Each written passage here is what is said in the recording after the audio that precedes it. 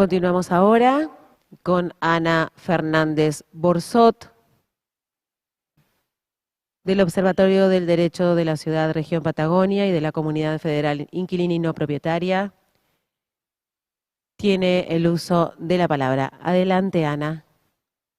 Muchísimas gracias, señor presidente, secretaría y demás expositores y asistentes a la presente audiencia. Como recién me presentaron, hablo en nombre del Observatorio de la Región Patagonia, el Observatorio del Derecho a la Ciudad y de la Comunidad Federal Inquilina y No Propietaria, pero sobre todo también como usuaria y ciudadana que no resigna su soberanía política. Les estoy hablando desde Santa Cruz. En primer lugar, celebro enormemente y felicito la intervención inicial que tuvo el interventor Federico Bernal en esta convocatoria, esta audiencia, que tal como revela el grado de participación, era no solo obligada, sino urgente y necesaria, permitiendo una mayor difusión y acceso a la información sobre esta cuestión. Esto, sin embargo, no valida ni subsana el defecto en la convocatoria que dejó afuera a la ciudadanía previo a la determinación del precio del gas en Boca de Pozo, como ya ha sido señalado también ampliamente a lo largo de esta audiencia. Sumado a lo ya expuesto por mi compañera del observatorio ayer, Miriam Godoy, quiero agregar, primera cuestión, quedó claro que una cosa son las tarifas y otra la política de subsidios, pero ambos los terminamos pagando el pueblo.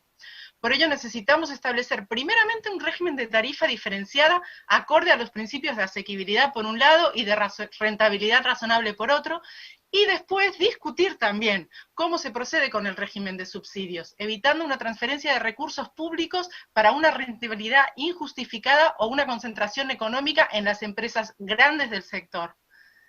Me sumo en reiterar la necesidad de avanzar en una mejor reglamentación con un régimen de tarifas diferenciadas, geográfica y regionalmente, con criterios vinculados a la realidad socioeconómica y no solo climática de cada zona, su poder adquisitivo y su costo de vida. A modo de ejemplo, les transmito información remitida ayer por la Dirección de Protección y Promoción de Derechos de la Municipalidad del Chaltén, que es la localidad que habito, y que vive de la actividad turística duramente sacudida por esta pandemia, donde los promedios salariales están al nivel o por debajo de la canasta alimentaria básica, rondando los 35.000 pesos. El municipio ha debido gestionar ayudas económicas para cancelar deudas ante la posibilidad de corte de suministro, mientras los aumentos y el último tarifazo comprometieron seriamente los magros ingresos salariales de los hogares, castigando enormemente las economías familiares, especialmente en hogares inquilinos, que pagan alquileres superiores a 20.000 pesos por pequeñísimos habitáculos y que se indexan y se fijan según criterio personal del locador, donde cuesta muchísimo aplicar la legalidad vigente. Hablamos de familias, muchas monomarentales, con facturas mensuales de gas que van hasta los 10.000 pesos por mes, especialmente en el periodo invernal, donde las condiciones climáticas llevan a un aumento natural en la demanda de los servicios. Y se sienten agobiados estos hogares por la imposibilidad de asumir dichos costos. Y en el caso de hogares inquilinos, con una acumulación de deudas que a la par tensiona todavía más la relación con los locadores y deriva en situaciones de hostigamiento.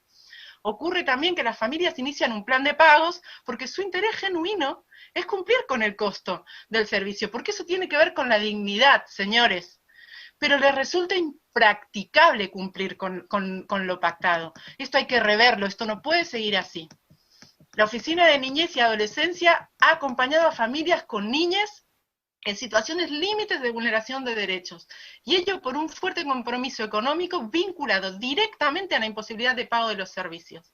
Estamos hablando de un derecho básico esencial para un contexto geográfico que en la época de mayor frío puede resultar un condicionante directo a la supervivencia. Señores, en la Patagonia el gas no puede ser un lujo. No podemos justificar boletas de 10.000 pesos con ingresos medios de 35.000. Esto es indecente. No podemos aprobar tarifas que generan pobreza energética y consumen cada vez más recursos del Estado. Por eso también quiero mencionar la necesidad de una adecuada segmentación de las tarifas, bajo un principio de progresividad, pero anclado en el principio de justicia social, en la distribución de cargas, y siempre con una justa correlación entre rentabilidad razonable y tarifa fijada.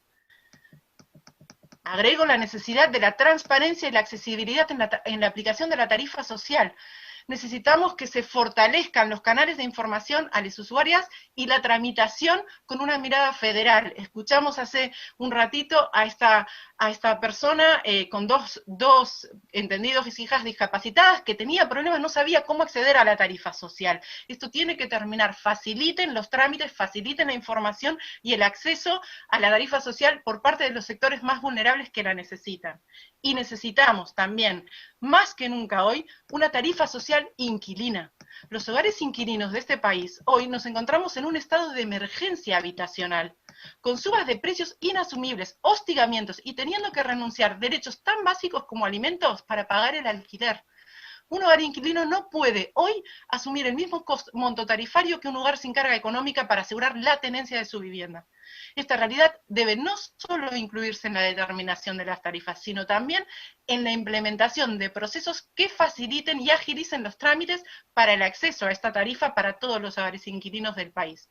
La misma deberá servir también para la sistematización de los datos relativos a estos hogares, incluidos los llamados informales. La informalidad, señores, es ya de por sí vulneradora de derechos. No puede ser un obstáculo más para el acceso a la tarifa social, de quien pueda acreditar la relación locativa por cualquier medio válido en derecho. Como organización patagónica también que trabaja en red y articuladamente, paso a leer la carta que me fue remitida por Rebeca Ancina, presidenta del Sindicato de Inquilinos de Chubut, CTE Autónoma, para esta audiencia. Mediante la presente nos dirigimos a ustedes a fin de informar que la provincia del Chubut no adhirió al decreto presidencial que prohibía los cortes de gas, siendo cada una de las gerencias locales las que solidariamente no realizaron los mismos. A partir del mes de enero del 2021 comenzaron a realizarse los cortes por falta de pago.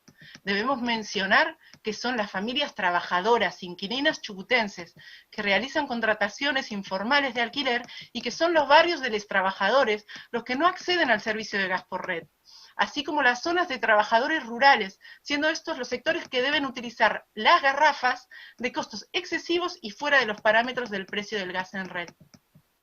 Siendo de público conocimiento la crisis económica y sumada a la terrible situación que atraviesa la comarca andina debido a los incendios de más de 500 viviendas, gente que lo ha perdido todo, señores. Solicitamos que se contemple para la provincia de Chubut extensión del plazo de cortes, ningún aumento de las tarifas, subsidio solidario a los habitantes de la comarca andina de Chubut, en el gas de red y en las garrafas. Se las deberían regalar, señores, las garrafas, las empresas. Puesta en marcha de un subsidio a los inquilines trabajadores del Chubut, esto enlaza con la tarifa social inquilina que recién pedí, y reconocimiento de los contratos informales para solicitar medidores a nombre de les inquilines. Señores, la provincia de Chubut no da más. Desde acá les mando un abrazo a las compañeras y compañeros de la provincia. Segunda cuestión que quiero subrayar.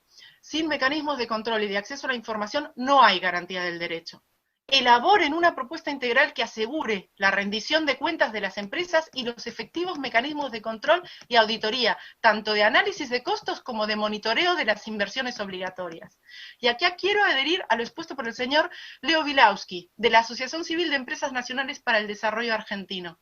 En cuanto no aceptamos ni podemos aceptar ninguna discusión, ni nueva propuesta tarifaria, transitoria o no, hasta tanto no conozcamos fehacientemente los costos reales en pesos, tanto de productoras como transportadoras y distribuidoras. Incluyan también en las boletas que recibimos la información esencial relativa al precio MMBTU de gas en boca de pozo, su peso porcentual sobre el monto total de la tarifa, de la boleta, y su comparativa con el precio de mercado internacional, que también ha sido muy comentado en esta audiencia. Incluyan qué porcentaje del ingreso familiar de los sectores medios y bajos es preciso destinar en cada periodo al pago de la boleta de gas, con y sin subsidio. Necesitamos conocer esta información para poder ser críticos de las políticas que se aplican. Como residente patagónica, auditen e incluyan también toda información relevante respecto de la rentabilidad y la transferencia de activos de las empresas.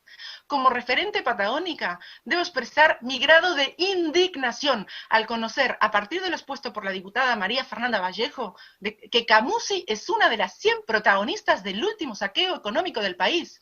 según información del Banco Central, empresa que alegó acá en esta audiencia no poder obtener una rentabilidad justa y razonable con las tarifas propuestas. Y encima nos amenaza con saturación de los sistemas, deterioro de la cadena de pagos y riesgo para la sostenibilidad y sustentabilidad del servicio público. Todo ello, obvio, sin acompañar ningún dato relativo a sus cuentas de resultados de los últimos años, sobre todo durante el tarifazo. Repito, Camusi y Gas Pampeana aparece entre los principales 100 protagonistas de la mayor fuga de capitales de nuestra historia. 92 millones de dólares fugó. ¿De qué rentabilidad razonable me están hablando, señores de Camusi?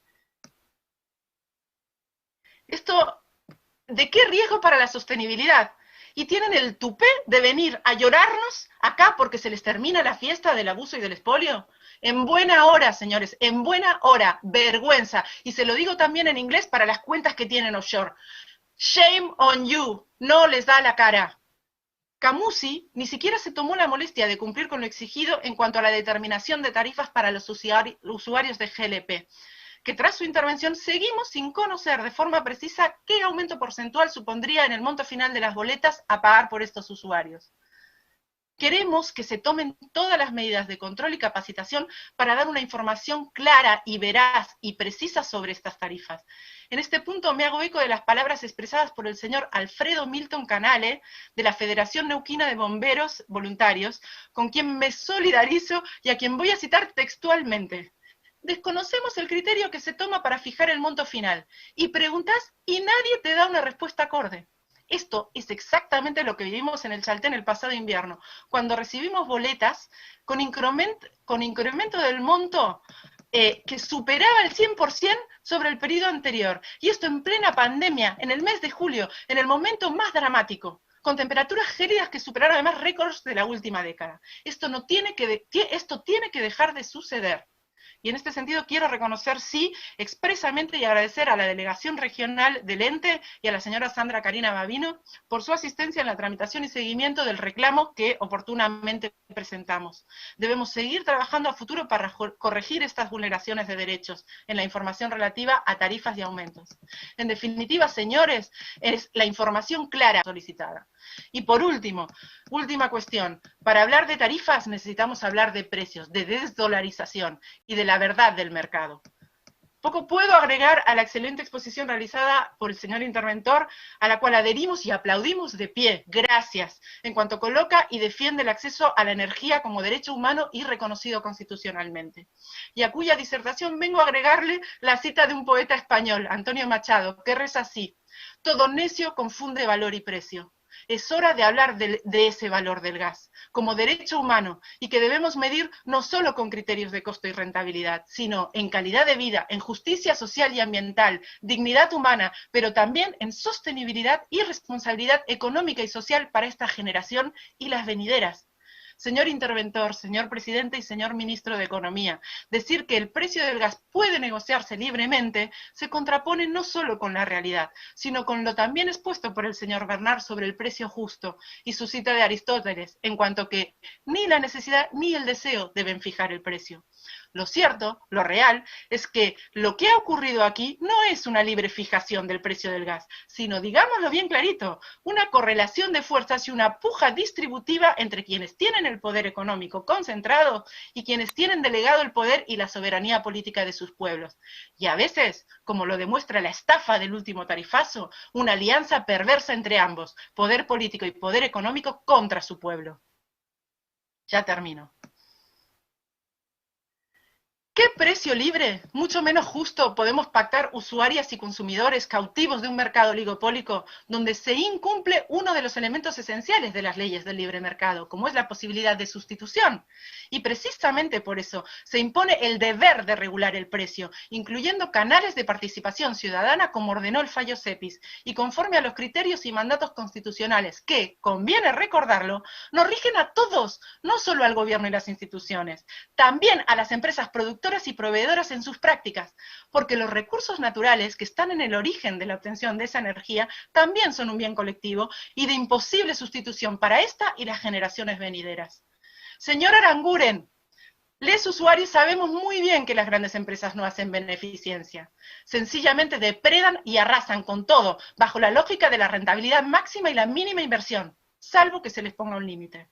Y desde su oligopolio empobrecen mayorías para extorsionar gobiernos de países periféricos. Eso sí lo hacen, y lo vienen haciendo muy bien. Ninguna empresa, inversor o CEO devenido en ministro decide qué es o no es un derecho humano. Nunca más. Eso lo decide el pueblo, a través de sus instituciones democráticas, y ya está decidido. Así que, señor Aranguren, se lo digo también a usted y en inglés para sus colegas, por si me están escuchando desde alguno de sus paraísos fiscales.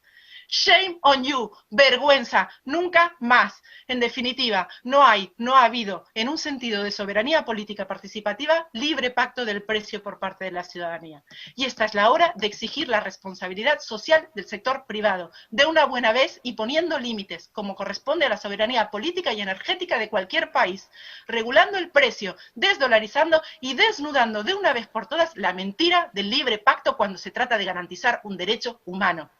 No tengo nada más para decir y muchas gracias. Ana, le pedimos que se quede conectada. Le cedo la palabra al licenciado Federico Bernal, presidente de la audiencia. Querida Ana, gracias totales por tus palabras, tu compromiso, tu lucha. La cita de Machado, todo necio confunde valor y precio, realmente extraordinaria. Me puso la piel de gallina y no por ser hincha del Club Atlético River Plate. Quería agradecerte sinceramente, extraordinario. Muchas gracias, compañera.